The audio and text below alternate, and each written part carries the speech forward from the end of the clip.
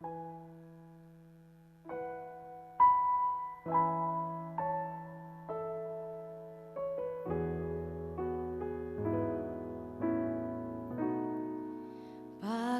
tanah liat dalam tanganmu, kau jadikan bejana yang indah. Demikian aku dalam tanganmu, ku sungguh berharga di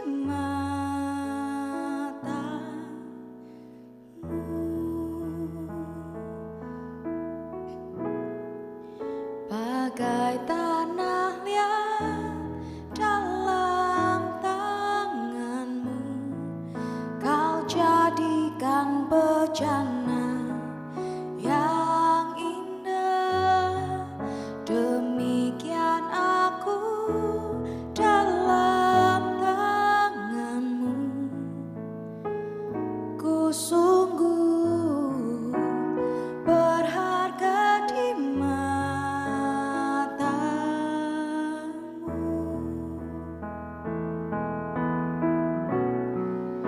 Engkaulah Tuhan, Kaulah penjunan, Kau memilihku dan membentukku, Kau buatku hidup di hadapanmu untuk nyatakan kemuliaan-Mu.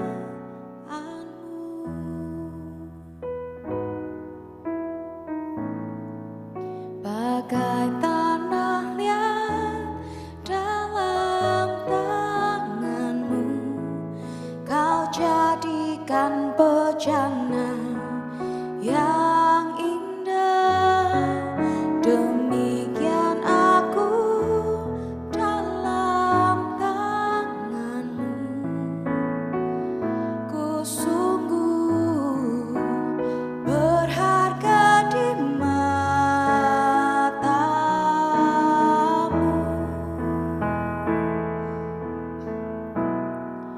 Engkaulah Tuhan, Kaulah penjunan, Kau memilihku dan membentukku, Kau buatku hidup di hadapanmu untuk nyatakan kemuliaan-Mu. Engkaulah Tuhan, Kaulah penjunan, Kau memilihku dan membentukku, Kau buatku hidup di hadapanmu untuk nyatakan kemuliaan-Mu. Untuk nyatakan kemuliaan-Mu, untuk nyatakan kemuliaan-Mu.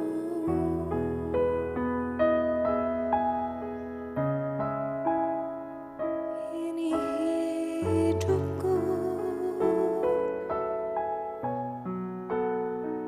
bentuk seturut kehendak-Mu. Ku mau taat,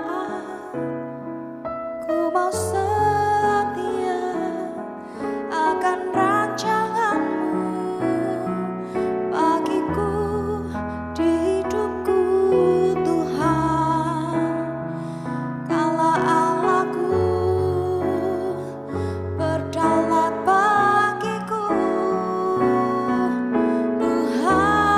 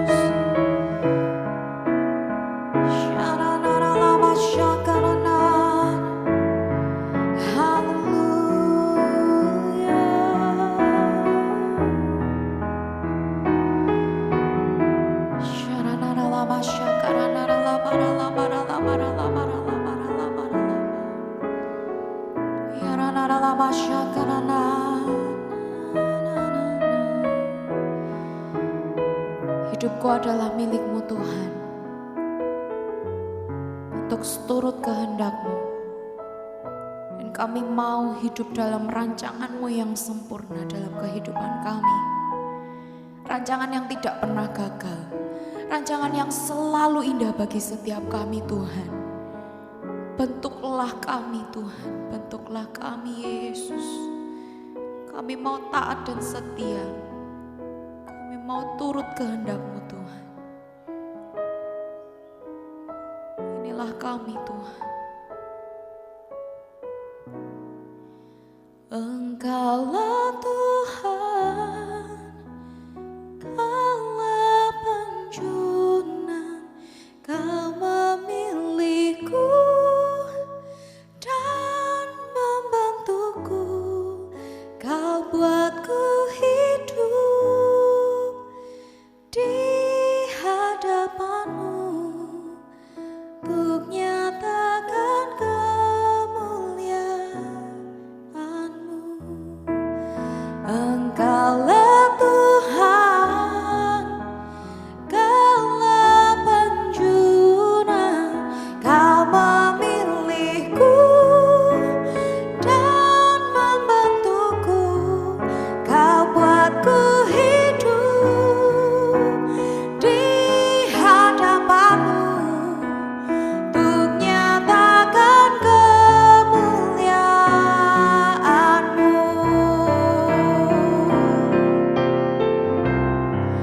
Engkaulah Tuhan, Kaulah penjunan, Kau memilihku dan membentukku, Kau buatku hidup di hadapan-Mu untuk nyatakan kemuliaan-Mu, untuk nyatakan kemuliaan-Mu, untuk nyatakan kemuliaan-Mu.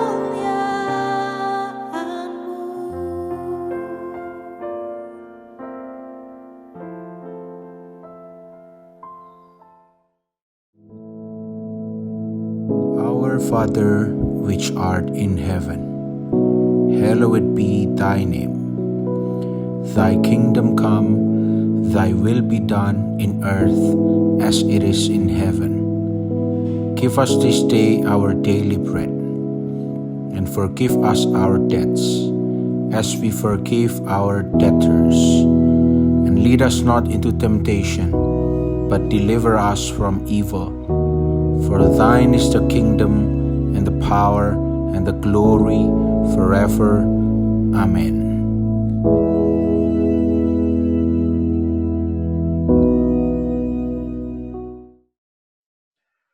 Saudara yang dikasihi Tuhan, kita mendapatkan kesempatan kembali untuk bertemu, walaupun kita secara fisik berjauhan. Tetapi saya mendapatkan kehormatan untuk menyampaikan pesan firman Tuhan untuk kita sekalian. Namun sebelumnya, saya mengajak saudara untuk sama-sama tunduk kepala dan kita akan berdoa kepada Tuhan.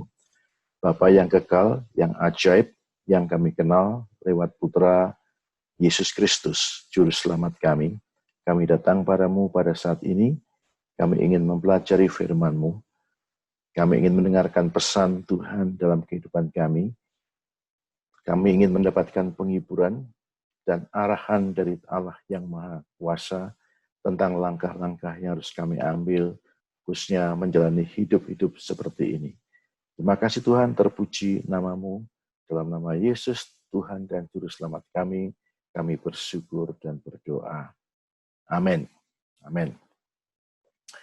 Nah, ada satu ayat Alkitab yang selama ini menjadi satu kesukaan bagi banyak orang. Dan setiap saat kita bertemu dengan orang dan mungkin kita mengunjungi rumah orang, kita sering melihat ayat ini terpampang di rumah orang-orang tertentu. Dan kita sering kali mendengar bahwa ayat Alkitab ini sering dipakai oleh orang untuk memberikan penghiburan, kekuatan ketika mereka mengalami waktu-waktu yang tidak nyaman. Mereka bicara tentang rencana Allah, tentang panggilan Tuhan, tentang apa yang Tuhan sedang kerjakan dalam kehidupan orang percaya. Dan orang-orang yang berada di dalam masa-masa seperti ini, mereka memang perlu untuk siap, mereka perlu untuk respon terhadap panggilan. Namun tidak sedikit orang yang salah memahami, mengartikan ayat ini. Seolah ini sebagai sesuatu yang sangat enak untuk dirasakan, dijalani, sesuatu yang sangat menjanjikan, yang dengan gambaran manusiawinya kita akan mendapatkan sesuatu yang besar, dahsyat, dan mengagumkan. Oke, kita langsung saja memasuki dan membaca ayat yang tertulis di dalam Yeremia, pasal yang ke-29, ayat yang 11, yang berbunyi demikian. Sebab aku ini mengetahui rancangan-rancangan apa yang ada padaku mengenai kamu. Demikianlah firman Tuhan, yaitu rancangan damai sejahtera dan bukan rancangan kecelakaan, untuk memberikan kepadamu hari depan yang penuh harapan.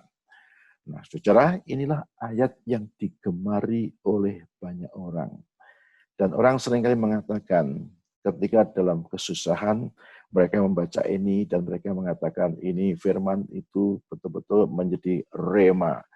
Seolah mengaji suatu perkataan yang betul-betul diperuntukkan baginya. Maka dia mulai mereka-reka tentang apa yang sedang Allah kerjakan dalam hidupnya dan juga tentang sesuatu yang baik yang akan terjadi di waktu-waktu yang akan datang. Nah, saudara yang dikasihi oleh Tuhan, apakah ayat ini dapat difahami dengan secara simpel, dengan cara berpikir seperti tadi? Nah, pada saat ini saya mengajak saudara-saudara untuk menengok kembali tentang suasana, tentang situasi di mana kita sedang berada saat ini. Kita tahu semuanya bahwa kita sekarang berada di tengah-tengah masa yang sangat membosankan, sangat membuat kita ini tidak begitu nyaman. Semua kita ini dibatasi. Kita mau kemanapun juga selalu masa seperti ini membuat kita ini tidak bisa dengan leluasa, termasuk berencana pun juga tidak leluasa. Kita mau mengerjakan apapun selalu dirintangi oleh keadaan di mana kita ini berada. Nah, kita tahu bahwa kita dalam masa pandemik, dunia sedang dilanda oleh persoalan yang sangat besar dan berat. Banyak orang mengalami kesusahan, yang susah menjadi semakin susah, yang tertekan menjadi tertekan, yang takut hidup di dalam ketakutan. Dan dalam saat-saat seperti ini banyak orang menunggu kapan ini akan selesai. Dan banyak hal yang menjadi mandek, kegiatan mandek. Apa yang biasanya kita lakukan itu terhenti. Gereja pun juga tidak terlepas dari pengaruh dampak daripada yang dibawa oleh pandemik ini.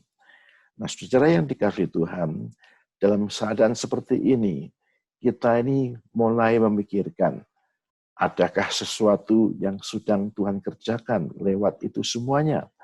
Atau hal-hal ini adalah hal-hal yang memang ya sebetulnya bukan Tuhan yang menghendaki atau bukan Tuhan yang merencanakan, ini adalah akal atau tingkah laku atau sesuatu yang diperbuat oleh orang tertentu untuk mendatangkan hal-hal yang tidak nyaman bagi hidup kita. Saya akan berikan beberapa catatan dan saudara, saya akan sedikit-sedikit memberikan sharing lewat slide. Ini yang dipikirkan orang ketika di dalam kesusahan yang berat itu, mereka memberikan tuduhan-tuduhan yang kadang-kadang membuat kita ini bertanya-tanya, benarkah demikian apa yang dikatakan oleh mereka? Nah, saudara akan melihat yang ada dalam slide ini. Ya, kita berada dalam satu masa yang sulit dan tidak sedikit yang mengatakan bahwa apa yang terjadi saat ini adalah konspirasi, adalah pikiran yang jelek, sesuatu rancangan yang buruk dari orang-orang tertentu, tokoh tertentu.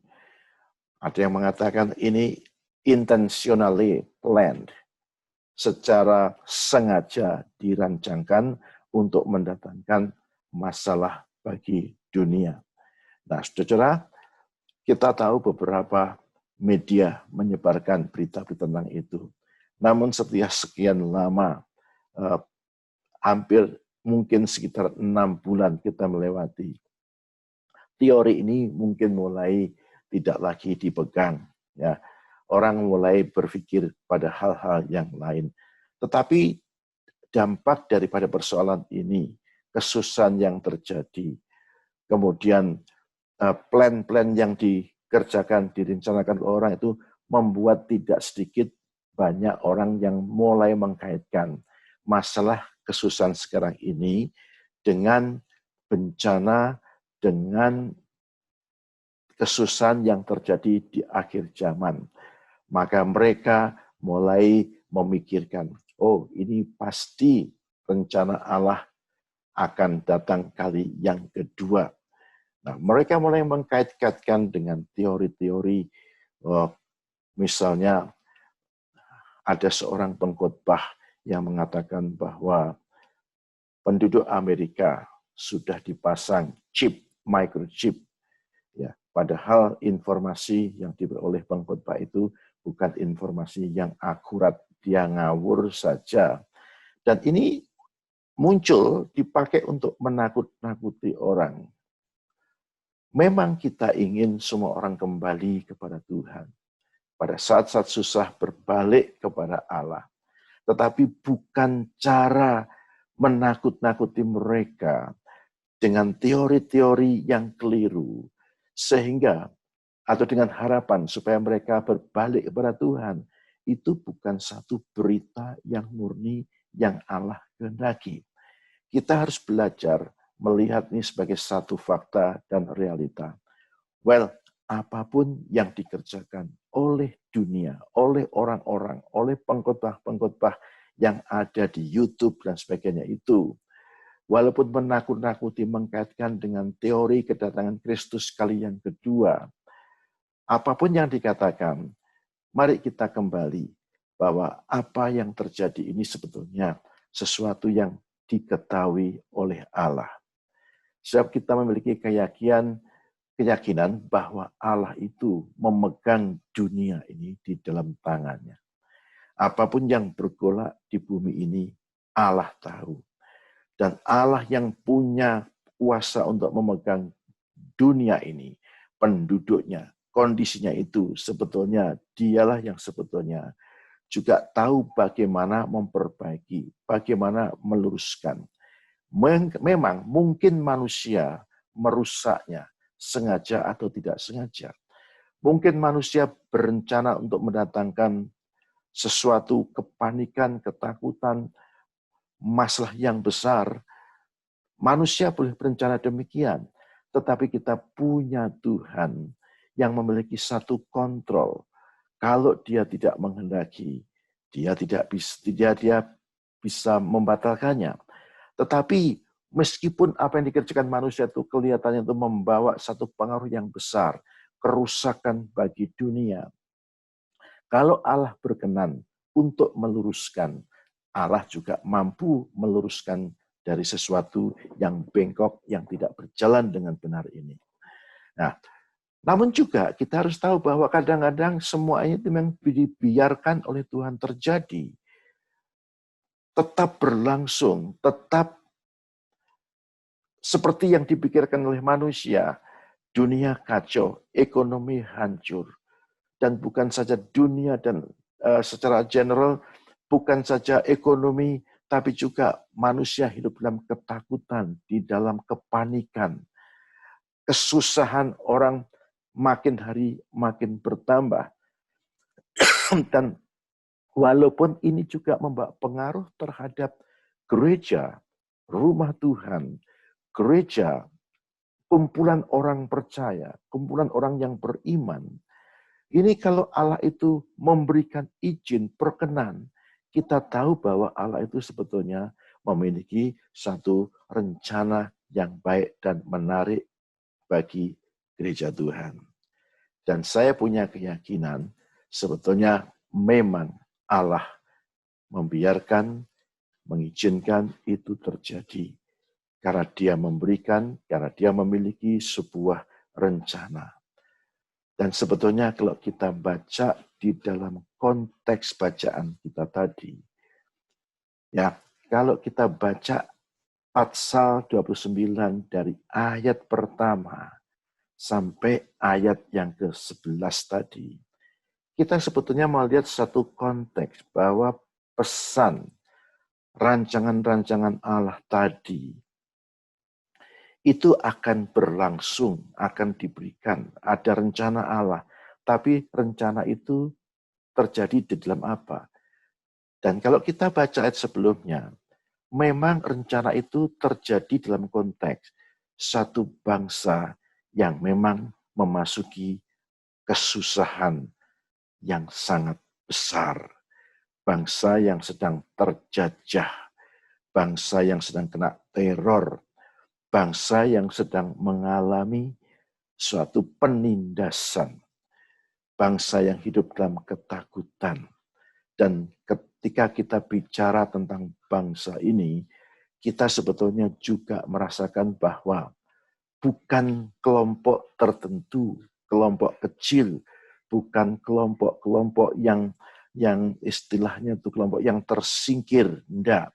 Tapi kita bicara tentang bangsa yang di dalamnya ada lapisan masyarakat yang berbeda-beda, ada level-level kehidupan yang berbeda, ada tingkat sosial yang berbeda, ada jabatan yang berbeda, tidak terkecuali. Seperti yang terjadi saat ini. Nah, kita lihat saudara, akibat daripada pandemik ini, kita melihat pengaruh yang dahsyat, yang besar. Baik orang-orang yang duduk di kalangan atas, dalam pemerintahan, semua kena dampaknya.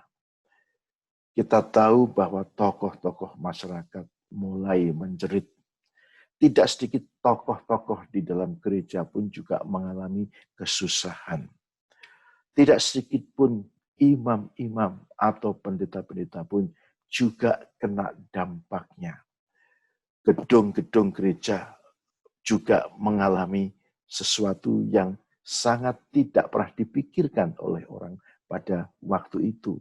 Semua lapisan masyarakat sekarang terganggu, sekarang mengalami persoalan yang sangat berat sekali. Nah, kita akan bercermin sebetulnya. Dan saya yakin dengan melihat kondisi sekarang ini, saya juga memiliki satu keyakinan bahwa Allah punya rencana. Rencana yang baik dalam kehidupan orang percaya khususnya. Dan kita berharap bahwa gereja, umat Kristen, orang percaya itu siap, sedia ketika Allah memanggil, ketika Allah mengutus, ketika Allah memerintahkan sesuatu. Nah, kita lihat sekarang konteks bacaan kita. Dari Yeremia pasal yang ke-29 tadi, kita akan melihat misalnya dari ayat yang pertama sampai ayat yang ketiga. Dalam slide saya ini tergambar dengan jelas bahwa sebetulnya peristiwa yang terjadi dan ditulis oleh Yeremia tadi adalah peristiwa tentang kehancuran Yerusalem. Suatu kehancuran yang sangat dahsyat. Kota Yerusalem mengalami keruntuhan. Istana raja mengalami penjarahan. Rumah Allah pun juga tidak lolos. Dan ketika Babil menaklukkan Yerusalem, seperti nubuat Yeremia tadi, yang selalu berdebat dengan nabi-nabi palsu, bahwa Yerusalem harus runtuh dan Yerusalem penduduknya akan diangkut ke negeri Babil. Dan memang inilah yang terjadi pada waktu itu. Ada pengangkutan besar-besaran, ada kerusakan besar-besaran yang terjadi di Yerusalem. Dan dampaknya itu luar biasa. Dari kalangan Ningrat, keluarga raja, tidak lolos. Mereka juga mengalami akibat yang sangat besar. Pada waktu itu ada pengangkutan, ada pembuangan orang-orang dalam jumlah yang sangat besar. Para ahli, peneliti mengatakan, ya paling tidak ada 1.600 orang yang diangkut dari Yerusalem menuju Babil. Dan 1.600 orang itu harus melalui perjalanan yang sangat panjang dan jauh sekali.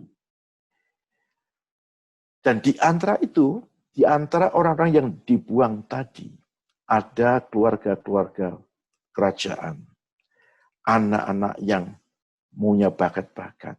Ada tua-tua Israel, tua-tua Yerusalem, ada imam-imam yang juga diangkut dan dibuang. Ada nabi-nabi yang diangkut dan dibuang. Kita tidak tahu siapa nabi-nabi tersebut. Tapi juga ada kelompok orang-orang yang memiliki skill pekerja. Ada orang-orang yang punya keahlian-keahlian tertentu. Anak-anak muda yang berbakat belasan tahun dibawa dan diangkutnya. Orang biasa pun juga tidak terlepas. Saudara, dalam waktu itu segala sesuatu berubah. Ketika bencana datang, segalanya berubah. Noble families yang biasanya menjadi tuan, menjadi kelompok yang dihormati, direspek, dan dilayani. Tetapi ketika mereka itu dibawa menjadi buangan, mereka tidak lebih baik daripada gembel-gembel orang-orang susah. Posisi mereka tidak lagi sebagai posisi yang perlu dibanggakan. Tua-tua Israel yang selalu menjadi penentu untuk adat istiadat. Ketika masalah itu datang, mereka juga ikut terpuruk. Imam-imam yang dulunya bertengger di rumah ibadah, di bait Allah, sebagai pelayan-pelayan yang kudus, yang suci, yang mereka itu begitu dihargai, dihormati, yang menjadikan bait Allah itu seperti tahtanya, seolah tahtanya. Bencana mengubah mereka. Bait Allah yang mengalami juga penjarahan, bukan lagi tempat bagi mereka untuk menyampaikan kebenaran, bukan tempat bertahta, mengagungkan. Inilah keadaan yang mereka alami dan lain sebagainya. Kita juga mendapati di sana ada kelompok nabi-nabi yang juga dibawa ke Yerusalem. Dan kita nggak tahu nabi-nabi yang dibawa ini apakah nabi-nabi yang baik, yang setia, yang benar, atau di antara mereka juga banyak nabi-nabi yang selama ini berseberangan dengan Yeremia. Ketika Yeremia menubuatkan tentang kehancuran Yerusalem sesuai dengan pesan dari Tuhan, apakah nabi-nabi ini sefaham dengan Yeremia? Atau kemungkinan nabi-nabi itu adalah termasuk kelompok-kelompok yang nubuat-nubuat yang palsu, yang menjanjikan sesuatu yang manis-manis, yang baik-baik, yang indah-indah, kemakmuran, kelimpahan.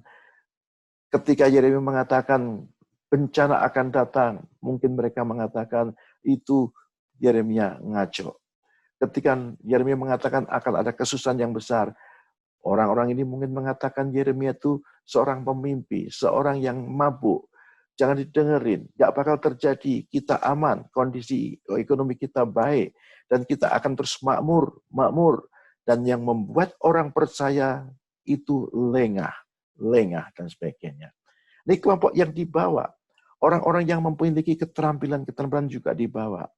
Anak-anak muda yang memiliki kecerdasan khusus, bakat dan sebagainya itu dipilih oleh raja, bahkan diambil untuk dididik secara khusus. Dan kita tahu bahwa di antara orang-orang muda yang dibagi oleh Tuhan itu, kita mendapati nama yang sangat dikenal.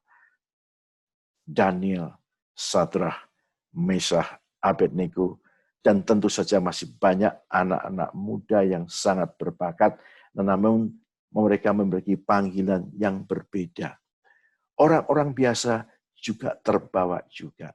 Nah, saudara yang dikasihi Tuhan, dengan bercermin pada peristiwa yang terjadi di dalam kehancuran Yerusalem oleh Nebukadnezar, maka sekarang kita tuh melihat apa yang sedang terjadi dan yang sudah terjadi semacam selama ini. Bukankah kita sekarang merasa bahwa ketika pandemi ini merupakan bencana yang besar bagi bangsa-bangsa, termasuk bangsa Indonesia, kita orang Indonesia yang ada di Amerika, bukankah kita juga merasakan sebuah perubahan yang sangat drastis, yang sangat berat, yang besar. Memang kita bersyukur masih ada orang yang bisa survive, masih ada gereja yang bisa berjalan oke. Tetapi betulkah demikian? Tidak ada yang menderita. Nah, kalau kita membuka mata dan telinga kita, kita tahu banyak yang sudah kena dampaknya. Sampai saat ini, banyak gereja di Indonesia yang belum bisa operasi. Sahabat saya dari Jawa Timur mengatakan, sampai detik ini, pengabdian, pelayanan tidak bisa seperti dulu lagi. Semua yang bisa live streaming, bisa dijangkau, mereka bisa dijangkau dengan cara itu. Yang tidak bisa, yang tidak bisa berbuat apa-apa. Inilah keadaan yang terjadi pada saat ini. Ketika bencana datang, semuanya berubah. Gereja berubah.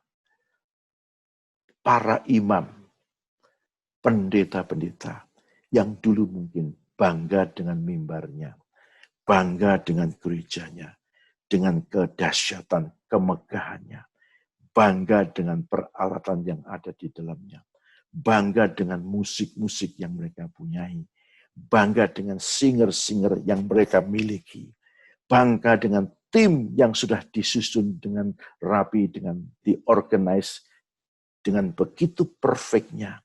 Tetapi pandemik ini memporak-porandakan mereka. Segalanya berubah. Segalanya berubah. Tidak sedikit yang menjadi penganggur. Pendeta-pendeta juga mengalami gangguan dalam kesibukan mereka. Mereka tidak biasa visiting, sekarang pun juga tidak boleh visiting. Visitasi sudah tidak mungkin dikerjakan. Berapa orang yang bisa dijangkau? Bagaimana mereka harus menjangkau? Bagaimana pesan disampaikan oleh mereka? Kondisi sudah demikian berubah.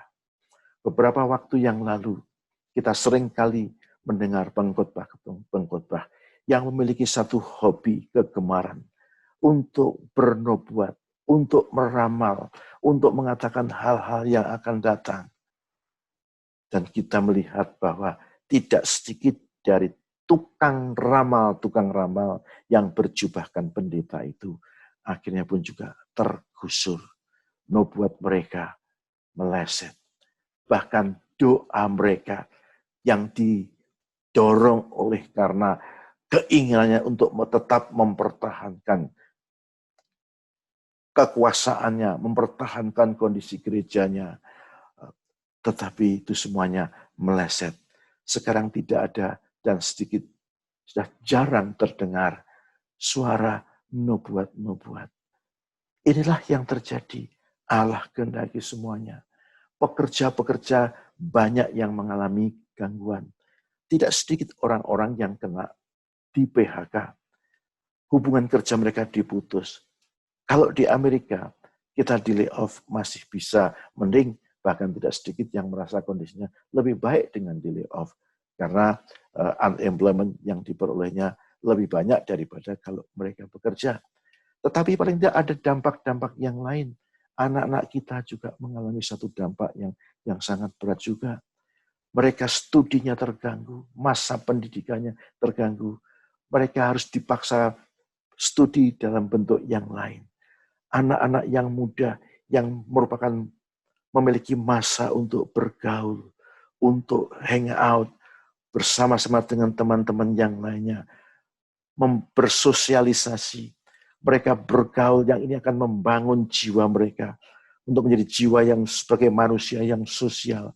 Sekarang dipaksa tidak berhubungan dengan yang lain atau dibatasi.